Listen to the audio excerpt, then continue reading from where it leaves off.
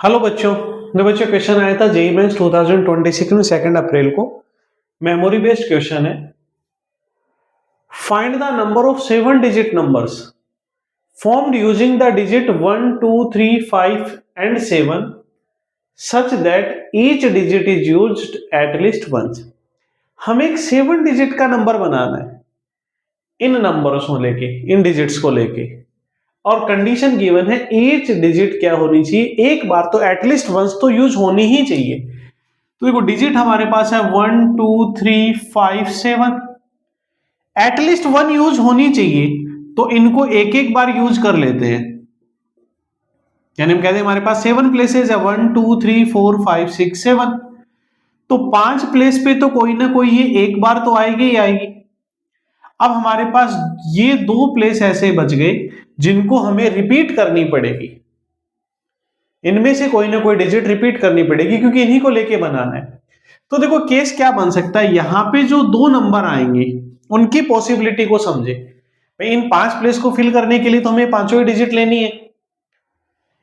कोई 2 प्लेस जो बच गए, उन 2 प्लेस को फिल करने की कंडीशंस क्या, केसेस क्या बन सकते हैं। इसमें मैं कह दूं केस 1 ऐसा बन सकता है कि ये नंबर तो हमारे पास एटलीस्ट 1 आ गए, इन दोनों पे इस पे भी जो डिजिट आए वही सेम डिजिट इस पे आ जाए, यानी इन 5 में से कोई डिजिट रिपीट होगी, तो जो डिजिट यहां पे आए वही डिजिट यहां पे आ जाए।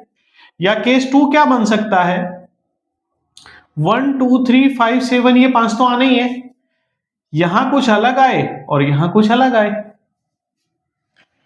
इसको देखो, इस प्लेस को हमें फिल करने के लिए इन 5 में से कितनी डिजिट की रिक्वायरमेंट है, 1, क्योंकि दोनों सेम है। तो 5 में से, अब ये 5 में से कोई सी भी इस नंबर पे आ सकती है, तो 5 में से एक नंबर सेलेक्ट करने का मेथड कितना होगा, फैक्टोरियल 5। हमारे पास अब 7 नंबर आ गए। अब 7 नंबर आ गए तो 7 नंबर को अरेंज करने के मेथड होंगे 7 प्लेस पे फैक्टोरियल 7। इनमें से 2 नंबर तो ये, और ये नंबर इन्हीं में से कोई एक ऐसा है जो यहां पे है, तो टोटल 3 नंबर ऐसे हैं जो क्या हो रहे हैं, रिपीट हो रहे हैं, फैक्टोरियल 3। केस 2 क्या बनेगा, ये 2 डिजिट हमें सेलेक्ट करनी है, डिफरेंट है, तो 5 में से कोई 2 डिजिट सेलेक्ट करने के मेथड कितने होंगे, 5 से 2। अब हमारे पास 7 डिजिट आ गई, 7 डिजिट को 7 प्लेस पर अरेंज करने का method factorial 7 divide by.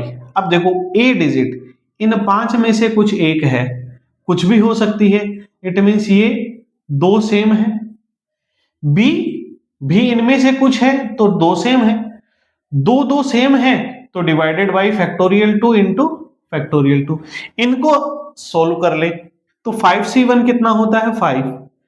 Factorial 7 याद है तो डायरेक्टली वैल्यू रखते, वरना इसको लिख सकते हैं 7 इंटू फैक्टोरियल 6, जिसकी वैल्यू कितनी होती है, 720। फैक्टोरियल 3 कितना होता है, 6। 5 से 2, 5 से 2 करेंगे तो 5 इंटू 4 अपॉन 2 इंटू 1।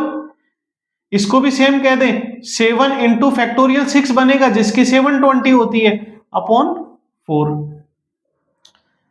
इससे ये कैंसिल और इससे ये कैंसिल, इनको मल्टीपल करोगे तो 10 इंटू